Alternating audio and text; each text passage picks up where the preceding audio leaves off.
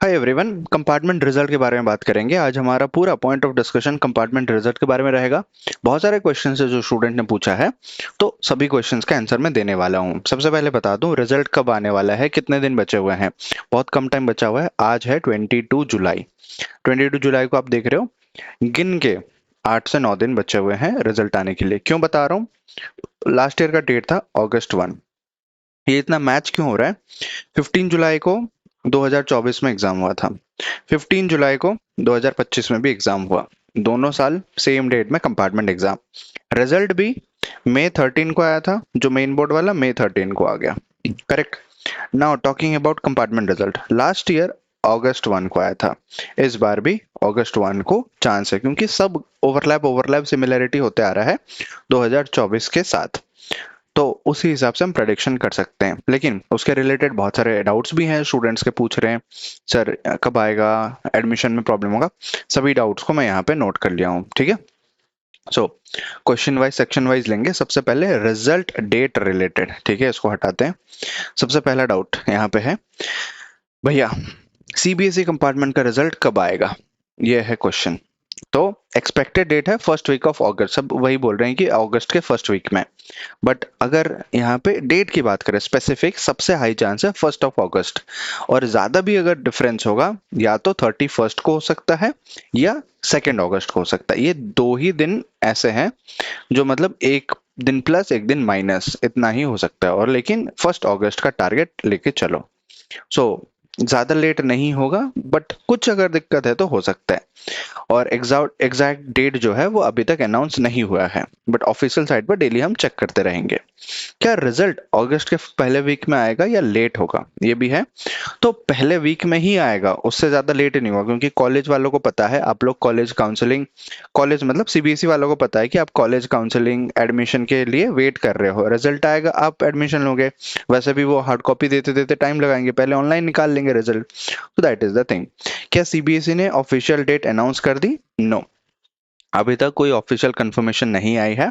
लेकिन सीबीएसई का जो ऑफिशियल वेबसाइट है और ट्विटर हैंडल है, वहां पे नजर रखें, क्योंकि इस बार हमने देखा रिजल्ट के टाइम भी वो बहुत हाइप बना रहे थे ट्विटर के ऊपर। तो ट्विटर भी हम लाइव आके चेक करना चालू कर देंगे, ठीक है। लाइव रिजल्ट हम चेकिंग करेंगे और क्या एक्सपेक्टेड है और ट्विटर में क्या चल रहा है। लास्ट टाइम भी आपने बहुत सपोर्ट दिखाया था ट्विटर में। हम जो जो सवाल भी पूछ रहे थे, क्या थर्ड पार्टी से चेकिंग हुई, कहाँ से, क्या सब कुछ हमने पता किया और सीबीएसई ने आंसर भी दिया। So that was a good thing. आपको मैंने बताया था कि ट्विटर पे मैसेज भी आया था मुझे personally. Now talking about exam anxiety and fear, इसके रिलेटेड क्वेश्चंस है। अगर कंपार्टमेंट में फेल हो गए तो क्या होगा? देखो, इसके मल्टीपल ऑप्शंस है, पूरा प्रॉपर वीडियो भी बन सकता है इसके ऊपर। अगर पास होते हो, फेल होते हो तो क्या हम कर सकते हैं, बट ब्रीफली बताऊं, दोबारा आप दे सकते हो चांस अगर है। थर्ड चांस खत्म हो गया तो ऑल सब्जेक्ट में दे सकते हो। फर्स्ट चांस आपका ये है फेल हुए हो तो नेक्स्ट ईयर दे सकते हो। हाँ, एक साल खत्म हो जाएगा, मतलब आपका वेस्ट चला जाएगा। बट हाँ, तैयारी करोगे यार, ये एक सेकंड चांस ही है, ज्यादा कुछ मत सोचो उसके लिए, टेंशन मत लो। दोबारा आपको चांस मिलता है, ठीक है। फिर से एग्जाम में चांस होगा, बट हाँ, एक साल डिले हो सकता है, that is the only concern. क्या एक सब्जेक्ट में फेल होने से पूरा साल बर्बाद हो जाएगा? नहीं। हाँ भी नहीं भी, इसका आंसर है डिपेंडिंग ऑन द सिचुएशन। जैसे अगर आपके 6 सब्जेक्ट थे और आप 5 में पास हो, तो आप इम्प्रूवमेंट स्टूडेंट हुए, क्योंकि ओवरऑल 5 में आप पास हो, तो वो सब सब्जेक्ट को छोड़ के आप एडमिशन ले सकते हो। जैसे अगर मैथ्स में फेल हो गए तो आप बीटेक नहीं कर सकते, बीटेक छोड़ के आप किसी और चीज में चले जाओ, एडमिशन ले लो। बट अगर आपका ऐसा है कि मुझे मैथ्स ही चाहिए और मुझे बीटेक ही चाहिए, तो फिर आपको मैथ्स क्लियर करना पड़ेगा। इट ऑल डिपेंड्स ऑन कि कौन से कोर्स में जा रहे हो। या तो ऐसा हो सकता है वो चीज को छोड़ के आप किसी दूसरे लाइन में चले जाओ। अगर आपके पास मैथ बायो दोनों था, बायो के फील्ड में चले जाओ, या बायो में फेल हो गए मैथ के फील्ड में चले जाओ, ऐसे ऑप्शंस। या फिर नॉर्मल ग्रेजुएशन के फील्ड में चले जाओ, ऐसे ऑप्शंस है। बट हाँ, अगर आपको वही सब्जेक्ट पास करना है तो एक साल वेट करना पड़ेगा, क्योंकि इस साल और कोई एग्जाम नहीं होने वाला है सीबीएसई की तरफ से। एनआईयूएस, गारंटेड पासपोर्ट, ये सब कर सकते हो, ये ऑप्शन है अगर आपको गारंटेड एडमिशन चाहिए कॉलेज में। ओके। कंपार्टमेंट के बाद भी कॉलेज एडमिशन मिल सकता है क्या? जी हाँ, अगर बहुत ज्यादा डिले नहीं होता है। अभी काउंसलिंग वगैरह चल रहे हैं, बहुत काउंसलिंग के लास्ट राउंड वगैरह चल रहे हैं। तो काउंसलिंग वगैरह अगर रहता है, या फिर spot admission round, direct admission round तक आप पहुंच जाते हो, तो आपको एडमिशन मिल जाएगा और सीबीएसई ज्यादा डिले नहीं करता है और सीट बचे हैं या फिर आपने एडवांस बुकिंग करा रखी है कहीं पे, तो फिर आपको मिल जाएगा एडमिशन। ओके। प्राइवेट कॉलेजेस जो होते हैं वो थोड़े फ्लेक्सिबल होते हैं, बट गवर्नमेंट या टॉप कॉलेजेस में थोड़ा मुश्किल हो सकता है आपको। कॉलेज एंड करियर कंसर्न्स ये देखते हैं, इसमें क्या क्वेश्चन है। ठीक है, क्वेश्चन लेते हैं। कंपार्टमेंट रिजल्ट लेट आए तो कॉलेज एडमिशन का क्या होगा? ये एक इंपॉर्टेंट क्वेश्चन है। देखो, कंपार्टमेंट रिजल्ट लेट आएगा तो तुम्हें ऐसा हो सकता है कि वो प्रोविजनल एडमिशन का मौका दे दे। अभी आप जाओ, आप बोलो कि मैंने एग्जाम दे दिया है, मैं टोकन अमाउंट दे देता हूँ, बुकिंग अमाउंट, या फिर बस नाम लिख के रख लो, जैसे ही रिजल्ट आता है मैं फुल एडमिशन कर दूंगा। ठीक है, ऐसे होता है। सो जिसको कहते हैं प्रोविजनल एडमिशन। तो कॉलेज के लिए आप प्रोविजनल एडमिशन कर सकते हो अगर कॉलेज रेडी है, तो उसमें वो कंडीशन है, पर कंफर्म एडमिशन रिजल्ट के बाद ही पता चलेगा। ओके।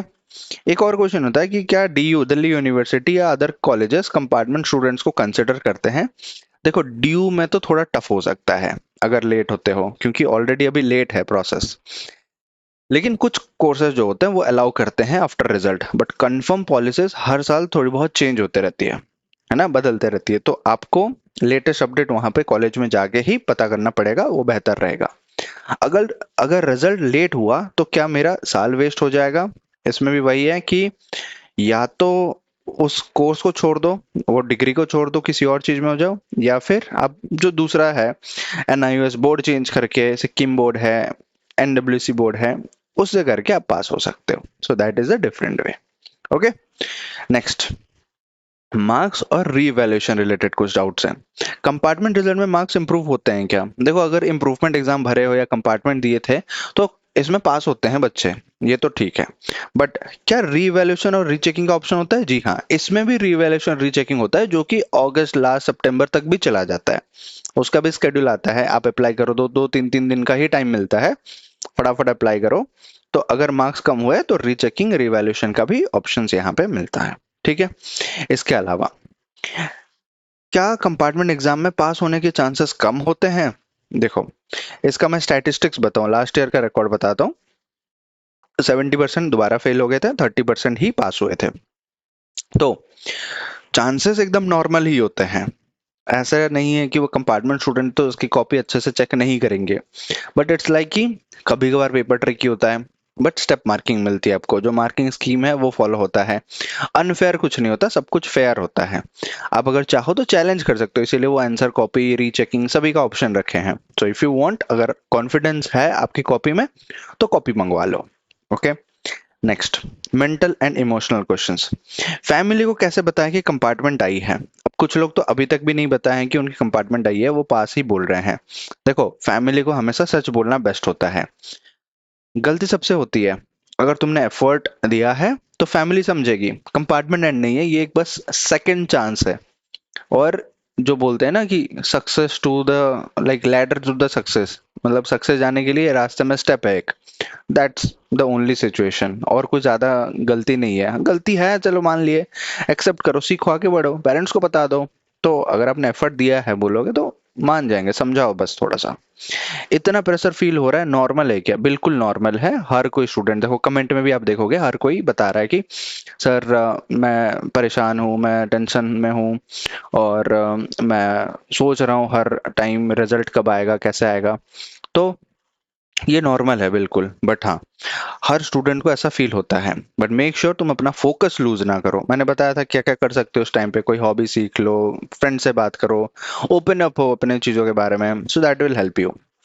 सब लोग तो पास हो गए, मैं ही रह गया, क्या करूं? देखो, आपको ऐसा फील हो सकता है, आपके दोस्त लोग पास हो गए, कॉलेज एडमिशन ले लिए, बट मैं रह गया। पहली बात, कंपेयर मत करो। कंपैरिजन आएगा माइंड में, ये भी नॉर्मल है, बट कंपेयर क्यों करना? सबके सिचुएशन अलग थे, सब अपने से पढ़ रहे थे, सब अपना अपना कर रहे थे, बट क्या दो स्टूडेंट का सिचुएशन एकदम बराबर सेम है? नहीं भाई, कुछ ना कुछ तो अलग होता है।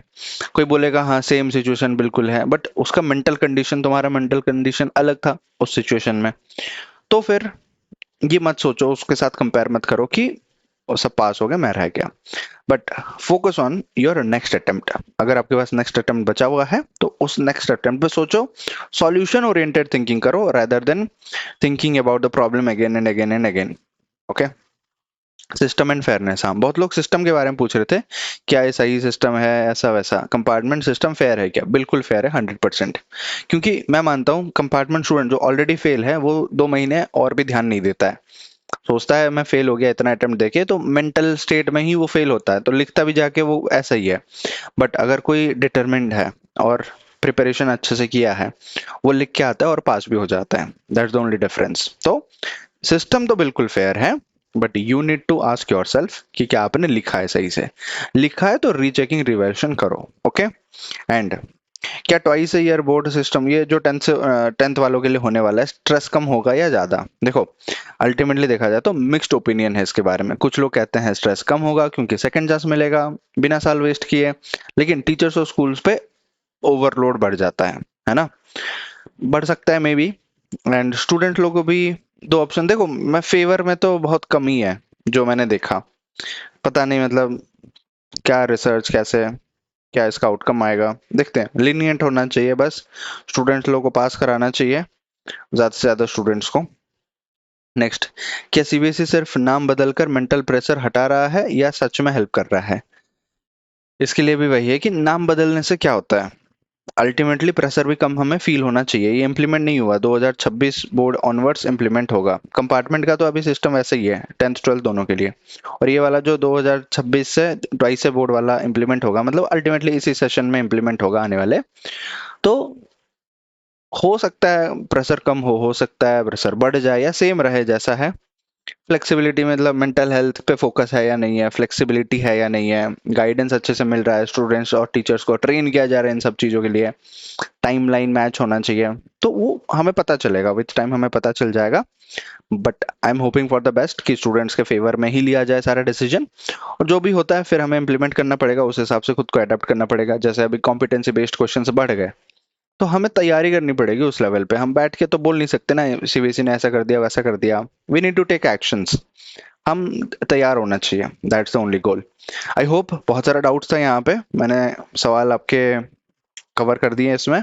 कुछ नया सवाल होता है, डाउट होता है तो पूछ लो मुझे, कमेंट बिल्कुल ओपन है, और चैनल को सब्सक्राइब कर लो, वीडियो को लाइक कर लो। मिलते हैं नेक्स्ट वीडियो में, तब तक keep learning, keep exploring and keep smiling. Thank you so much.